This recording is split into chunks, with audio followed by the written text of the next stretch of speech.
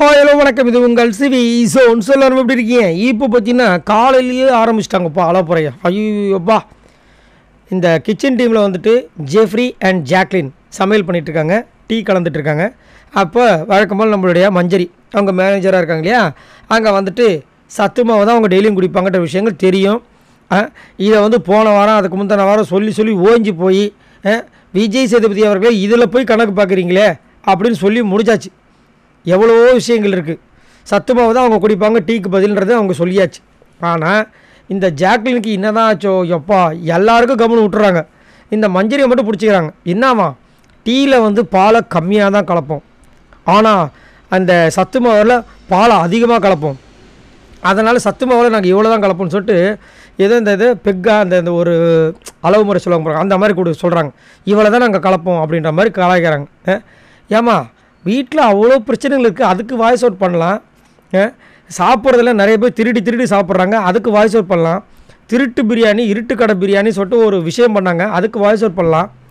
அதெல்லாம் விட்டுட்டு மஞ்சரிக்கிட்ட திரும்ப அவங்க கேட்குற அந்த பால், ஒரு டம்ளர் பாலுக்கு இவ்வளோ சண்டையாக காலையிலையும் வந்து அதை சொல்கிறாங்க. திரும்ப சொல்கிறேன், இல்லைம்மா ஒரு ரிக்வஸ்ட்டாக தான் வைக்கிறேன், நான் வந்துட்டு டீக்கு பற்றி எனக்கு ரிஃப்ரெஷ்மெண்ட்டாக வந்துட்டு பால் தான் நான் இது சத்துமாக தான் குடிப்பேன் அப்படின்னா, இல்லை நீங்கள் சொல்கிறீங்களா உங்களுக்கு வந்து ஹெல்த்தியாக வேணும்னு, சத்துக்கள் வேணும்னு, இந்த சத்து மாவில் பார்த்தீங்கன்னா பாலை விட அதிகமான புரதச்சத்து இருக்குது, அந்த சத்து இருக்குது, இந்த சத்து இருக்குன்றாங்க. இல்லைம்மா அது புரியுதுமா, நான் கால்சியமும் கொஞ்சம் எடுத்துக்கணும், அதனால் நான் வந்து பாலை அதில் கலந்து நான் குடிக்கிறேன். எவ்வளோ எக்ஸ்ப்ளனேஷன் கொடுக்க வேண்டியதாக இருக்கு பாருங்க மஞ்சரி. திரும்ப ஏதாவது ஒன்று பேசிகிட்டே இருக்காங்க. கடைசி வரைக்கும் அவங்க வந்துட்டு ஒரு டம்ளர் பாலில் இதை கலந்து கொடுக்கணும், அவ்வளோதானே, சரின்னு சொல்லிட்டு மாட்டேன். ஆனால் எல்லாருக்குமே வந்துட்டு பால் எல்லாத்துக்கும் இருக்குது, கொஞ்சம் வந்துட்டு டீயும் போடுறாங்க. இல்லை இப்போ வந்து நான் வர காப்பி தான் நாங்களே குடிக்கிறோம், உங்களுக்கு எப்படிங்க நான் வந்துட்டு ஹெல்த் மிக்ஸ் கொடுக்க முடியும்னு சொன்னாலும் பரவாயில்ல. அங்கே வந்துட்டு டீயும் போட்டு குடிக்கிறாங்க, நடுவில் யாருக்குன்னா தேவைன்னா காஃபியும் போட்டு குடிச்சிக்கிறாங்க. ஆனால் இந்த அம்மாவுக்கு மட்டும் வந்துட்டு அந்த ஹெல்த் மிக்ஸில் வந்துட்டு பாலை கொஞ்சம் கடந்து, அதுவும் அவங்க ஃபுல்லாகவும் கேட்கல, உங்களால் எவ்வளோ முடியுமோ அதை கொடுங்க, அது சொல்லது கூட அதை கலக்கிறதே பெரிய குத்தமாக பேசுகிறாங்க. அவங்க வந்துட்டு உங்களால் எவ்வளோ முடியும்னு கேட்குறதே ஒரு கலக்கிறதே ஒரு பெரிய குத்தமாக இருக்குது. என்னத்தான் சொல்லிங்க ஆனால் வந்துட்டு அவங்க அந்த கோவா டீமில் வந்துட்டு மஞ்சரியை வச்சுக்கிட்டு உங்களை நாம் எப்போ ஒரு ஐஸ் அந்த ஒரு சோப்பு மட்டும் போட்டுகிட்டே இருக்காங்க.